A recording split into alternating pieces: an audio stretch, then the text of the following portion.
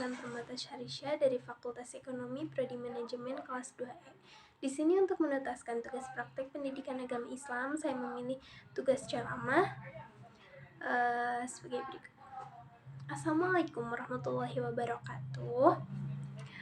Alhamdulillah, segala puji bagi Allah yang Maha Pengasih dan Maha Penyayang, yang membalas doa hamba-hambanya apabila kita berdoa dan mengingatnya. Pertama-tama, marilah kita panjatkan puja dan puji kehadiran Allah Subhanahu wa Ta'ala yang telah mempertemukan kita dalam menuntaskan tugas ujian praktik pendidikan agama Islam dengan keadaan sehat walafiat. Salawat serta salam tak lupa mari kita junjung tinggi kepada baginda Nabi Muhammad SAW bersama ahlul baitnya, juga kepada guru-guru kami, orang tua kami, saudara kami, pemimpin-pemimpin kami, muslimin dan muslimat yang terdahulu juga yang akan datang. Di sini saya akan menyampaikan dakwah tentang sabar. Sebelumnya saya akan sedikit menjelaskan mengenai sabar. Sabar berasal dari kata sobaro yasbiru yang artinya menahan. Menurut istilah, sabar adalah menahan diri dari kesusahan dan menyikapinya sesuai syariah dan akal, menjaga lisan dari celaan dan menahan anggota badan dari perbuatan dosa. Sabar merupakan ajaran yang banyak disinggung dalam Al-Quran dan hadis. Menurut Al-Quran, manusia senantiasa diarahkan untuk selalu bersabar dalam menjalani kehidupan. Allah SWT berfirman dalam Quran Surat Al-Baqarah ayat 153 yang berbunyi, "Hai orang-orang yang beriman, jadikanlah sabar dan salat sebagai penolongmu. Sesungguhnya Allah beserta orang-orang yang sabar." Dalam ayat tersebut, Allah SWT menjelaskan kepada orang-orang yang beriman bahwa Ia akan selalu beserta mereka yang menjadikan sabar dan salat sebagai penolong. Allah SWT juga menjanjikan kedudukan yang tinggi di surga bagi hamba-hambanya yang bersabar seperti firman-Nya dalam Quran Surat Al-Furqan ayat 75 yang berbunyi, "Mereka itulah orang-orang yang dibalas dengan kedudukan tinggi di surga dengan sebab kesabaran mereka." Jadikan sifat sabar sebagai identik keimanan dan keislamanmu. Ajaklah kalbumu untuk meneguhkan keimanan bahwa kesabaran adalah harga mati, kekuatan iman dalam dirimu. Hadirin yang dirahmati Allah, sabar adalah suatu sikap menahan emosi dan keinginan serta bertahan dalam situasi sulit dengan tidak mengeluh. Sabar secara bahasa berarti al-hasbu, yaitu menahan diri. Sedangkan secara syar'i, sabar adalah menahan diri dalam 3 perkara. 1. Ketaatan kepada Allah. 2. Hal-hal yang diharamkan. 3. Takdir Allah yang dirasa pahit atau musibah. Ibnu Katsir menjelaskan pengertian sabar menurut suatu pendapat yang dimaksud adalah puasa. Menurut apa yang dinaskan oleh Mujahid, Al-Qurtubi, dan lain-lainnya mengatakan karena itulah maka bulan Ramadan dinamakan bulan sabar. Menurut pendapat lain yang dimaksud dengan sabar ialah menahan diri terhadap perbuatan-perbuatan maksiat. Karena itu, dalam ayat ini dibarengi dengan menunaikan amal-amal ibadah, dan amal ibadah yang paling tinggi ialah sholat.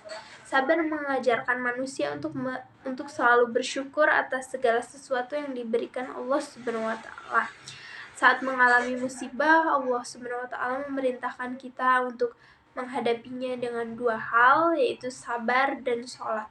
Banyak peristiwa kekerasan dan pembunuhan karena kurangnya sifat sabar dalam diri seseorang.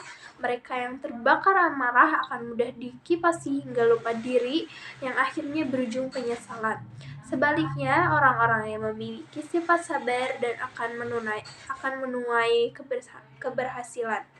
Bukan hanya saat mengalami musibah kita dituntut untuk sabar, seperti dalam pengertian sabar secara syar'i yang saya sampaikan barusan, maka kita juga dituntut untuk sabar dalam ketaatan kepada Allah Subhanahu wa Ta'ala dan hal-hal yang diharamkan. Mengapa 2 hal itu kita juga dituntut untuk sabar? Karena tidak mudah menjalaninya, bahkan bagi sebagian orang itu sangat berat. Taat kepada Allah Subhanahu wa Ta'ala dan menjauhi hal-hal yang diharamkan itu bukan perkara ringan. semudah membalik telapak tangan bagi orang-orang yang ingkar kepada Allah SWT dan tidak ikhlas menjalani kehidupan. Itu sangatlah berat.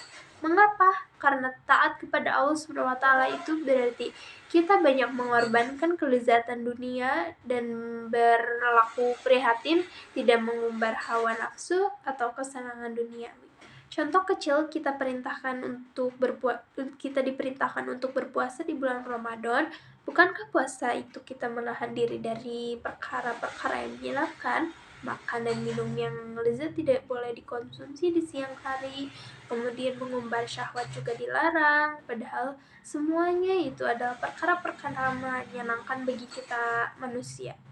Dengan mengucapkan innalillahi wa inna ilaihi raji'un, maka kita akan segera sadar bahwa segala sesuatu yang ada di dunia ini pada hakikatnya bukanlah milik kita, tapi milik Allah semata. Kemudian dalam menjalankan ketaatan kepada Allah dan menjauhi perkara-perkara yang diharamkan, maka tidak lain caranya adalah dengan ikhlas. Menjalankan ketaatan kepada Allah dengan ikhlas, menjauhi perkara-perkara yang diharamkan juga dengan ikhlas. Kita ikhlas bahwa semua itu adalah tuntutan dari Allah SWT kepada kita agar kita tidak tersesat di dunia ini dan selamat di akhirat nanti. Semua itu semata-mata kita lakukan hanya untuk mengharapkan ridho dari Allah SWT. Hadirin yang dirahmati Allah, demikian ceramah singkat ini saya sampaikan. Mohon maaf atas segala kekurangan. Semoga kita semua digolongkan sebagai hamba-hambanya yang beriman dan bertakwa, serta akan mendapat balasan kebaikan di dunia dan akhirat berupa jannah. Amin ya rabbal alamin. Wassalamualaikum warahmatullahi wabarakatuh.